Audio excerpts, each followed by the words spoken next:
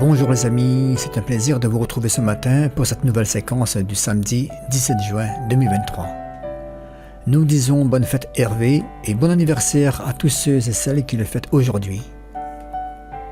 Avant d'écouter la deuxième lettre de Saint Paul apôtre aux Corinthiens, chapitre 5, versets 14 à 21, abandonnons-nous à cette prière, demandons à Dieu de nous purifier.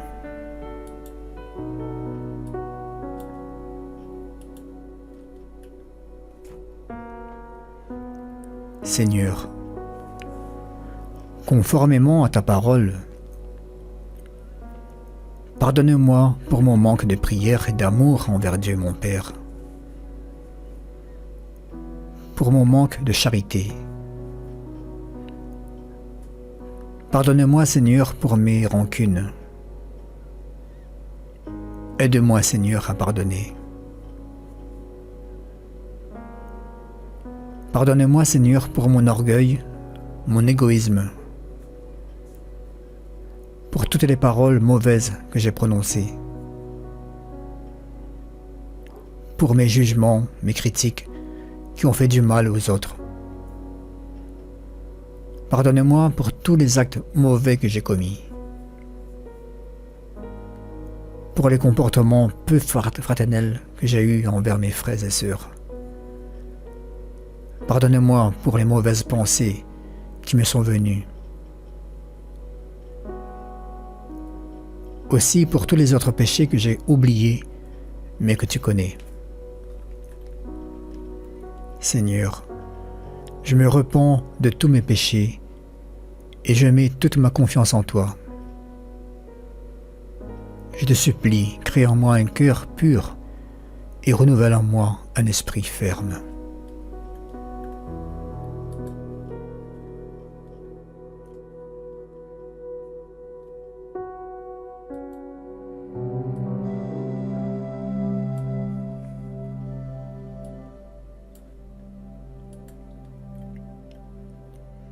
Lecture de la deuxième lettre de Saint Paul apôtre aux Corinthiens.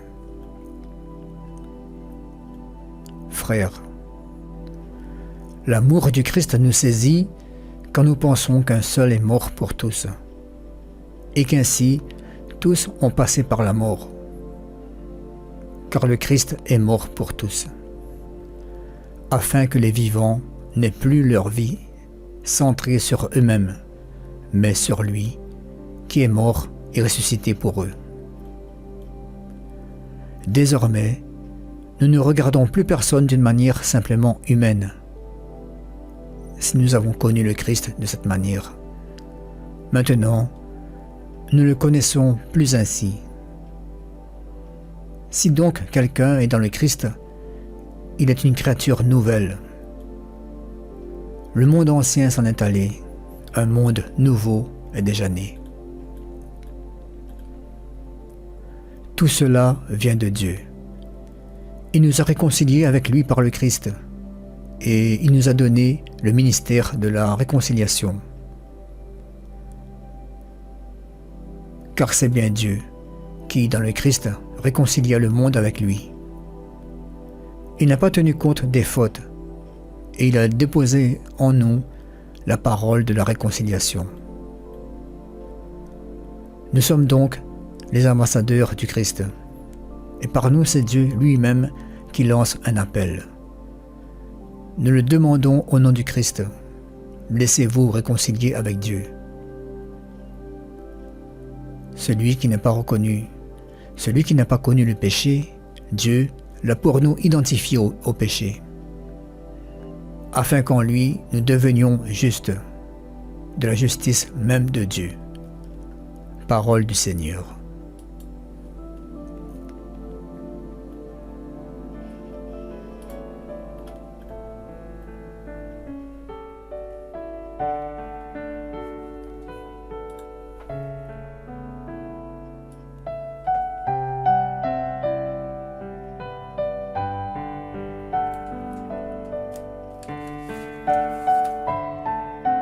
La réconciliation est un concept central de la théologie paulinienne.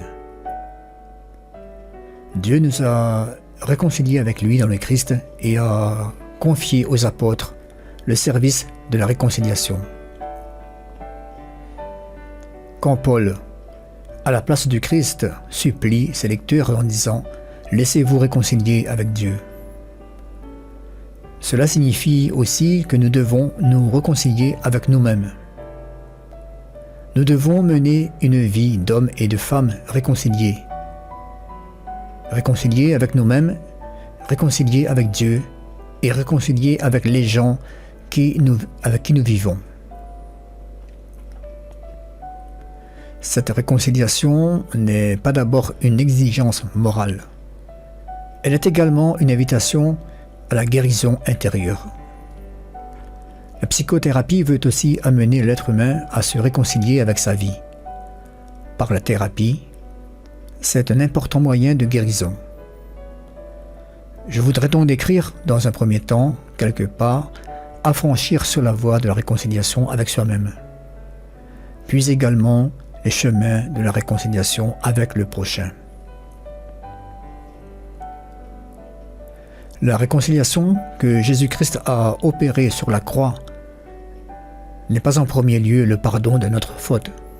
En effet, Dieu pardonne parce qu'il est en Dieu, parce qu'il est Dieu et non parce que Jésus est mort pour nous. Mais sur la croix, Jésus réconcilie le ciel et la terre. Dieu et l'homme, il réconcilie juifs et grecs, hommes et femmes, vieux et jeunes. Et il réconcilie les contraires en nous. La croix est le signe de la réconciliation. Pour Jean, le geste de la croix signifie que Jésus, sur la croix, nous embrasse tous avec nos oppositions.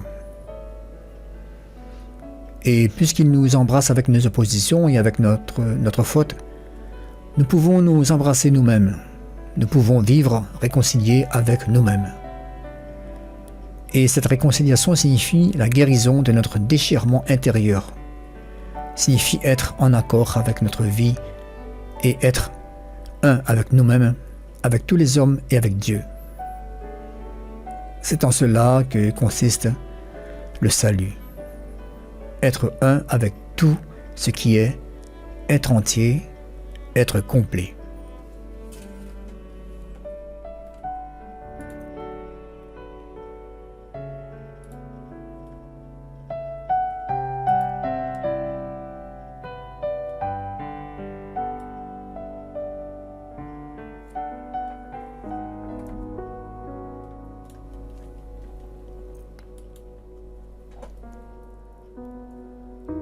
Le Seigneur est tendresse et pitié.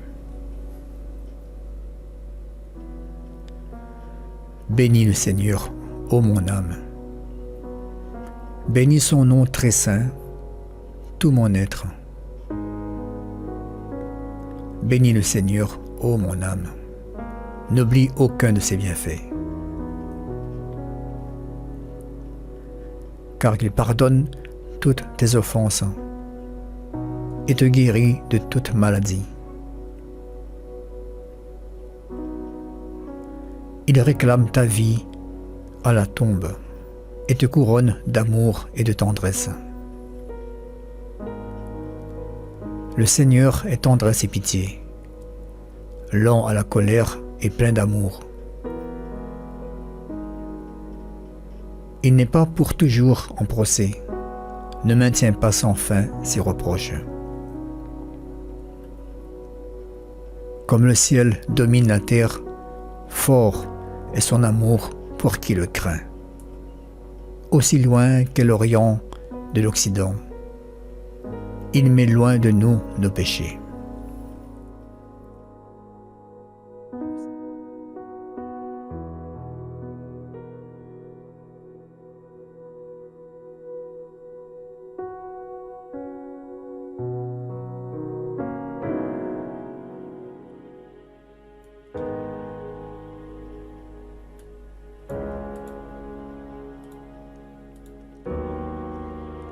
Mes chers amis, nous arrivons à la fin de cette petite séquence Merci encore de nous suivre sur Facebook et YouTube.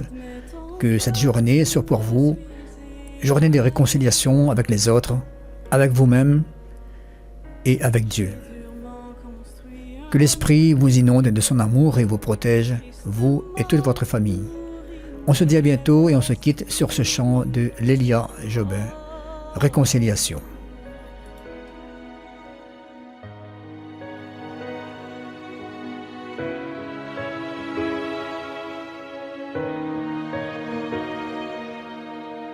Je viens à toi sur mes genoux, chérissant le rêve d'être enfin debout. Je baisse mes gardes, révèle mes secrets et me décharge de tous mes regrets.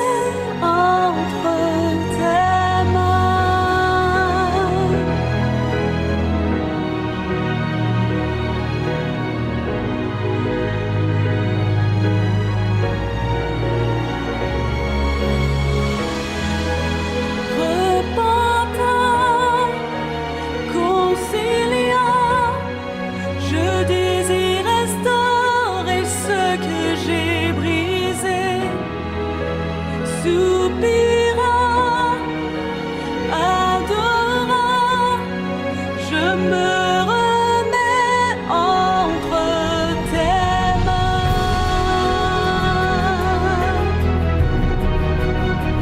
Je me retrouve devant ce voile que j'ai construit avec mes forces. Mais par ta grâce, je prends courage, acceptant l'œuvre de la